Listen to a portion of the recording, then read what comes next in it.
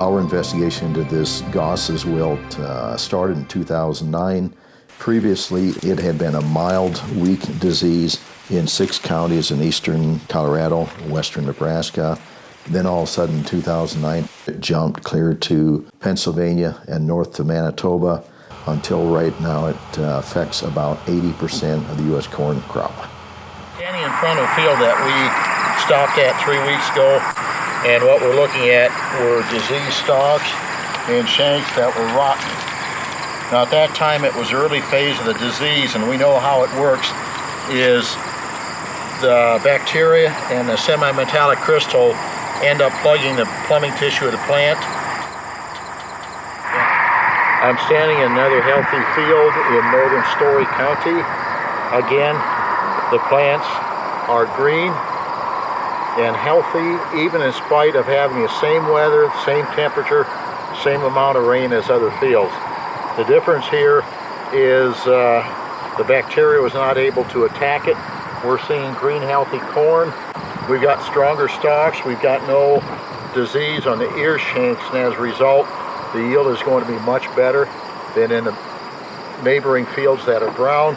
We also see larger ears, more grain.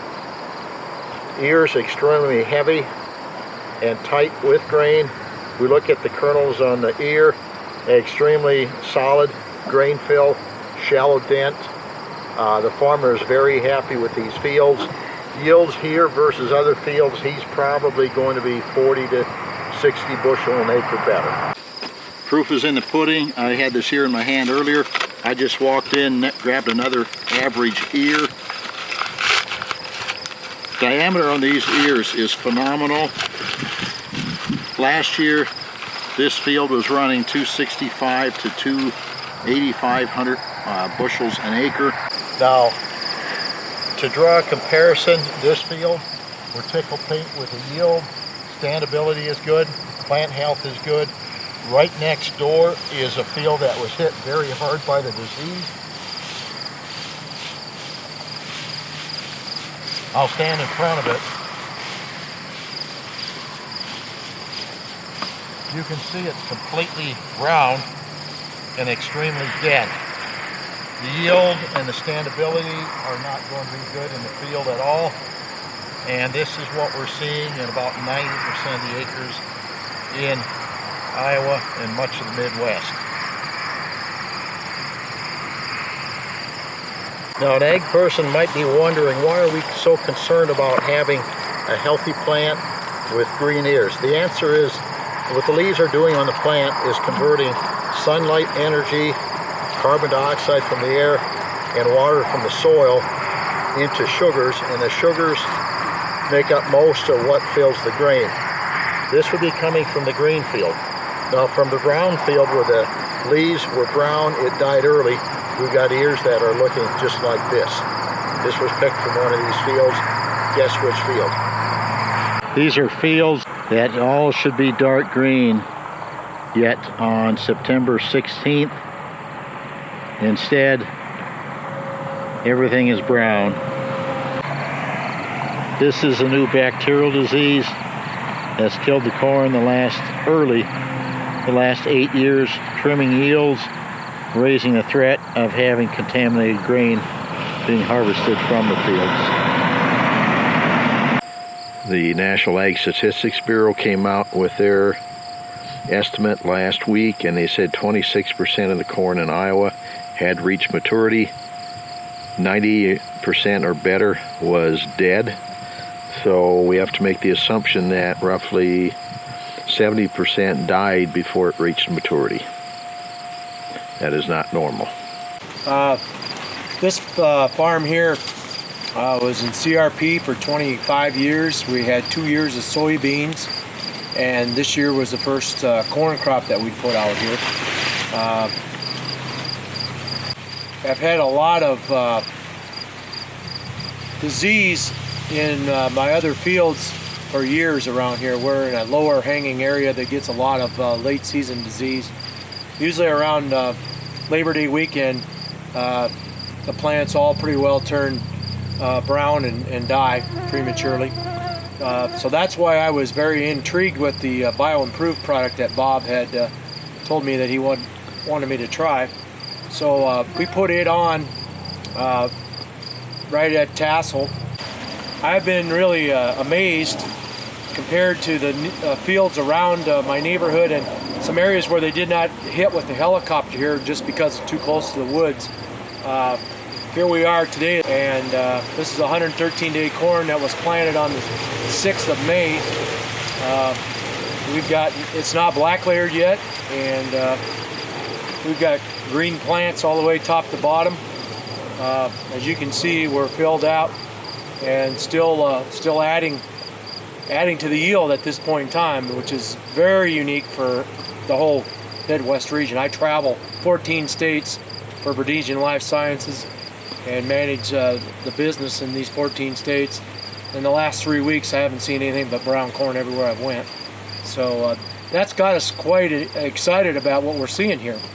So that's what I was really curious about here was we had Nutrisphere applied here in 1st of July with urea, and so we've got a pretty good supply of ammonium nitrogen to the plant, and so the plant wasn't weakening itself. So when we put the BioEmpruv on, that's where I think we're seeing the synergistic effect, is that the BioEmpruv is taking care of any of the immune system problems that plant has, and it's allowing that plant to convert that ammonium nitrogen right to grain fill, and it could be a really nice effect here with the two together.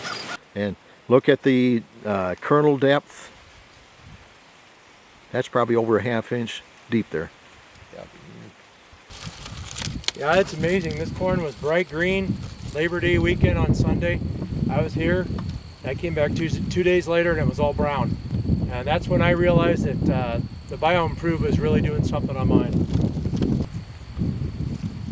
What do you see for ear size?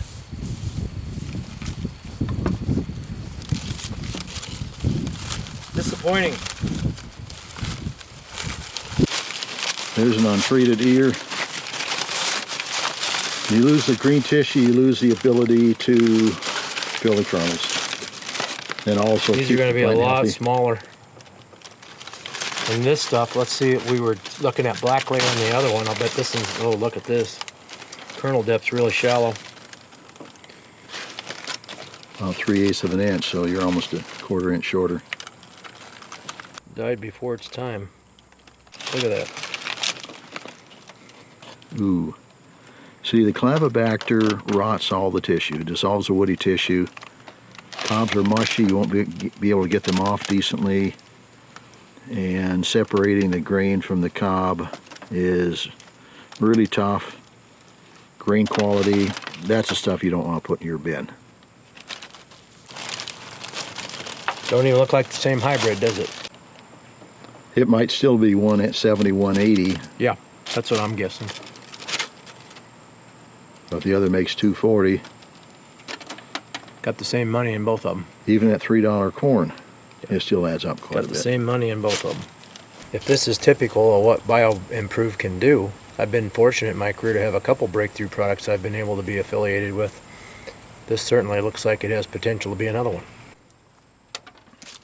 So, yeah, that's a pretty cool difference right there. It's the new Gosses. Reason why is the actual Gosses is caused by a clavibacter bacteria involving a semi-metallic crystal, and it stays in the soil. It's probably being transmitted either by the seed or through the air, because we're picking it up in combine cab filters and grain vac filters. But where you get an infection, it puts off a product called amylase, and it will dissolve the woody tissue in grain or in the stalk. This stalk's going to tip over probably within 2 weeks here when we get a windy weather. Later, we'll probably see a distinct black line at each of the nodes. It's getting plugged. And yeah, there's nothing getting through that one right there. so it's just going to get worse. And Which is why this corn is pretty dry already. once it's in an area, it's going to stay in the area. But as it is, farmers have to be aware of it. They need to educate themselves on it. Proper nutrition and having a high enough micronutrient and nutritional level in the plant to help the plant mount an immune system response is what they have to do. And then the BioEmpruv is probably one of the major tools in the toolbox on it. But that's compare the ears. Is that So you got a choice. yeah. This Let's one, come from an adjoining field. this one, or this one? Yeah, these are all BioEmpruv Shallow ears. dent, shiny. Seeing is believing. Certainly making a believer out of me. Yes. Well, this is our Bob. This is our second year that we used it. Last year, our corn stayed healthier, stayed green longer, and it was healthier throughout the season. It yielded very well. In visiting with the neighbors, I think it yielded better than the neighbors. You can tell by the ears that we have here, Bob. They filled way out. The tips filled out very well. It was good, healthy. Not a lot of dent, not a lot of shrinkage at the end of the year, and I think that's due probably to the longer that it stayed healthy. Very impressive with what it's doing, ear size, plant health. This. And it's previous year we just did just a trial. This last year we did it across all the acres, and this coming year we're planning on doing it all across all of our acres, just because it's we always have diseases come in of some type, and it's kind of an insurance policy against that. And I think it's definitely a benefit for us.